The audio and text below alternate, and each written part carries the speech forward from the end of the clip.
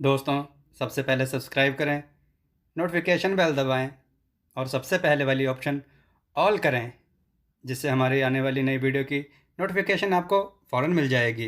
जय श्री राम भक्तों सुबह की वीडियो में जो हमने आपसे प्रश्न पूछा था कि शुंभ निशुंभ का वध किसने किया, तो उसका उत्तर है शुंभ निशुंभ का वध माँ दुर्गा के द्वारा किया गया है।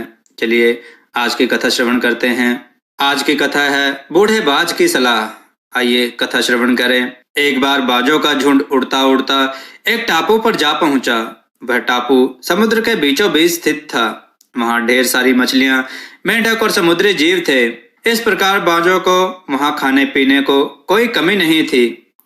सबसे अच्छी बात यह थी कि वहां बाजों का शिकार करने वाला कोई जंगली जानवर भी नहीं था। बाज वहां बहुत खुश थे। इतना आराम का जीवन उन्होंने पहले नहीं देखा था। उस झुंड में अधिकतर बाज युवा थे।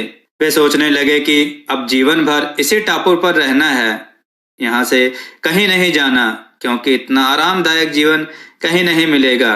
लेकिन उन सबके बीच में एक बूढ़ा बाज भी था। वह जब युवा बाजों को देखता तो चिंता में पड़ जाता।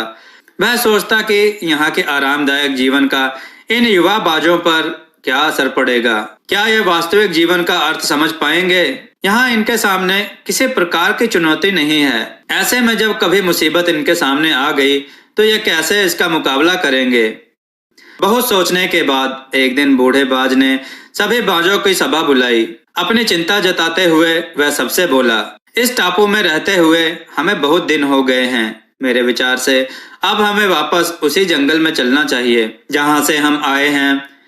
यहाँ हम बिना चुनौती का जीवन जी रहे हैं। ऐसे में हम कभी भी मुसीबत के लिए तैयार नहीं हो पाएंगे। युवा बाजों ने उसकी बात सुनकर भी अनसुनी कर दी। उन्हें लगा कि बढ़ती उम्र के असर से बूढ़ा बाज सठिया गया है, इसलिए ऐसे बेकार की बातें कर रहा है।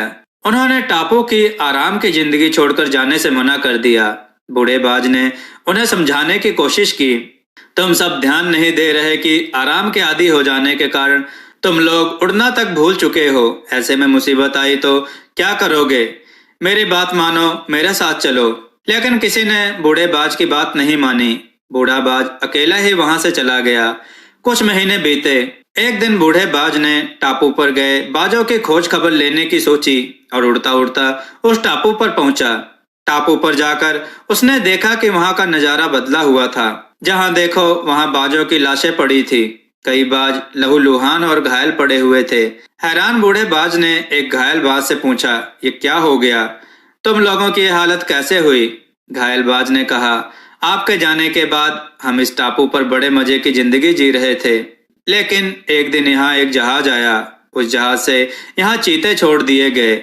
शुरू में तो उन चीतों ने हमें कुछ नहीं किया, लेकिन कुछ दिनों बाद जब उन्हें आभास हुआ कि हम उड़ना भूल चुके हैं, हमारे पंजे और नाखून इतने कमजोर पड़ गए हैं कि हम तो किसी पर भी हमला नहीं कर सकते और ना ही अपना बचाव कर सकते हैं, तो उन्होंने हमें एक एक कर मारकर खाना शुरू कर दिया। उनके ही कारण हमारा यह हाल है। शायद आपकी बात ना मानने का यह हमें फल मिला है। दोस्तों, हमें सुख सुविधा मिल जाने के बाद उससे बाहर आ पाना मुश्किल होता है। ऐसे में चुनौतियां आने पर उसका सामना कर पाना आसान नहीं होता। इसलिए कभी भी सुख सुविधा मिल जाने के बाद खुश ना हो जाएं। खुद को हमेशा चुनौती के लिए तैयार रखें। जब तक आप चुनौतियों का सामना करते रहेंगे, आगे बढ़ते रहेंगे। भक्तों आपको यह कथा कैसी लगी? अपने विचार और सुझाव कमेंट में जरूर दें। हमारी कथाओं को लाइक करें, हमारे चैनल को सब्सक्राइब करना ना भूलें। हमारी कथाओं को शेयर जरूर करें, जिससे लोगों को अच्छा ज्ञान प्राप्त हो। जय श्री राम भक्तों।